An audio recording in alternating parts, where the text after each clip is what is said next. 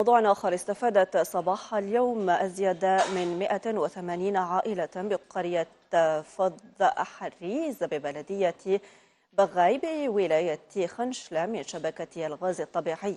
العملية تمت في إطار الاحتفالات باليوم الوطني للشهيد، وبذلك انتهت أقول مشاهدين، بذلك انتهت معاناة دامت سنوات، وهو ما أدخل الفرح على قلوبهم. تفاصيل مع الزميل مأمن طارق. الآن متواجدون ببلدية باغاي دائرة الحمى، حيث أشرفت مديرية توزيع الكهرباء والغاز لولاية خنشلة على وضع حيز الخدمة لمشروع ربط منطقة فيض حريز بالغاز الطبيعي. للعلم أن فيض حريز متواجدة ببلدية باغاي، حيث استفاد صبيحة اليوم أكثر من 185 مسكن بهذه الطاقة الغازية بطول شبكة تفوق ال 50 كيلومتر، بمبلغ إجمالي للعملية قدر بحوالي 77 مليون دينار. سنوات حنا نعانيو بنقص الغاز، والحمد لله فرج علينا ربي.